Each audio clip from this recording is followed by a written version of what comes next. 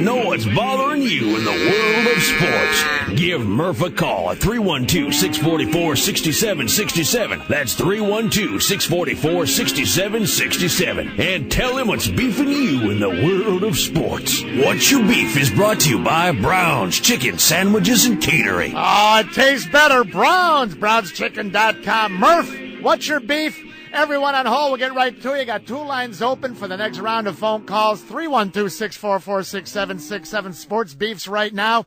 At 1 o'clock, we're going to be guest-free. Jesse may check in, but we're talking heavy baseball as we always do. 1 o'clock hour. But the fans want a beef. I want a beef right now. I wish I was over at Brown's. I get a big Italian beef, an Italian sausage. I put them together. Call it a combo. That's what Frank Portillo does over at Brown's.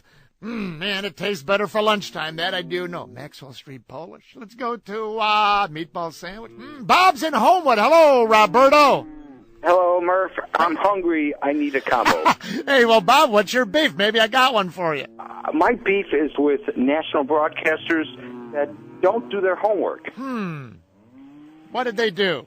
Joe Morgan says it's 368 down the right field line. All right.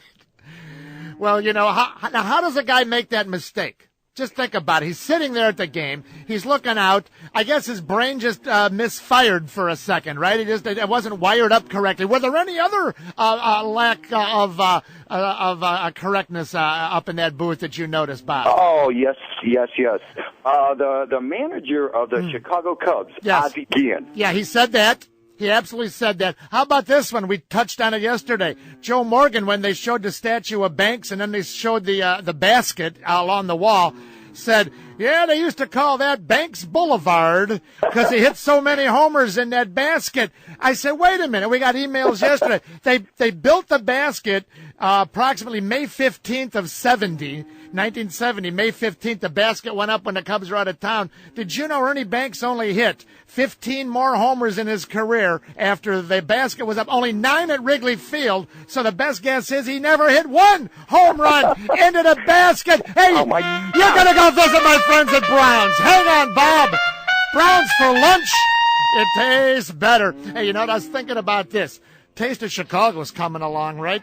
In fact, it's all jammed up down here. They've already got Columbus shut down, putting all the event up here. Jay Zawoski can't get to that's your shortcut, right, Jay? Is that your shortcut? Yeah, it's my direct line to work. Yeah, now you got to go. I found out yesterday morning that it was closed. Now you got to go through a tilt-a-whirl and right. a bunch of pizza stands, right? Yeah, I'm taking my boat through the lake. I love it. Well, here's the thing. Taste of Chicago, forget about it. Taste of Brown's. I was thinking, everything almost you're coming down for a Taste of Chicago, Brown's has it. Chicago way hot dogs, Italian beefs like you've never had anywhere in the city, the Italian sausage, the combos, the Maxwell Street Polish, the great golden brown chicken. Think about this. Taste of Chicago, I call it Taste of Brown's.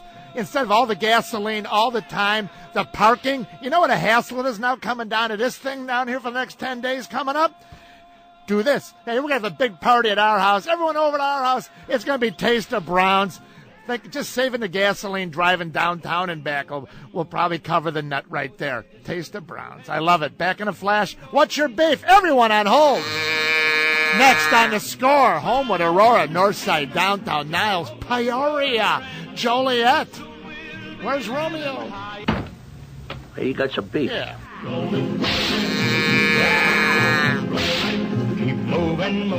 Welcome back. What's your beef? Second round of phone calls. It's Murphapalooza. Stick around. Busy till 2 o'clock. Sox and Cubs talk throughout the day.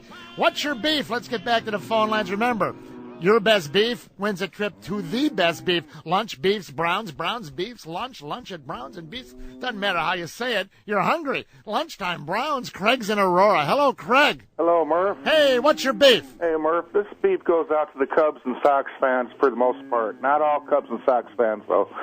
Murph, I'm a Cubs fan, okay? Yeah. And when the Cubs play the Sox, I cheer for the Cubs. But when they don't play each other, I cheer for both teams. You know why? No. Because I want to see a crosstown World Series. So, when the Cubs and Sox aren't playing each other, root for each other. So, in other words, you're a switch hitter. I'm a switch hitter. I want to see a crosstown World Series, Murph, Hey, Craig, and this could be the year. you're not unique. There's a whole subset of fans like you that do switch over, the switch hitters. In fact, we might do a segment on that leading up to Friday. Craig, good beef. Thank you, buddy. I appreciate it. Hey, Jay Zawoski, mark that down. I think maybe we're on the road Friday, right? Yep. I'm going to be doing the show over by Sox Park. It's not right near Sox Park. Morgan's Bar and Grill. Let me just read this correctly here. It'll be Miller Lite invites everyone to join the score, broadcasting live all day from Morgan's Bar and Grill on the south side. It'll be starting at 10 a.m. Mully and Hanley, then little old me, Murph, and Chris Ranji after the game. Crosstown Classic, Miller Lite, the ultimate light beer, and the address 1325 South Halsted, right there in Chicago, Morgan's. I think maybe our lead topic Friday, Jay, jot this down. It's going to be about switch hitters, all right?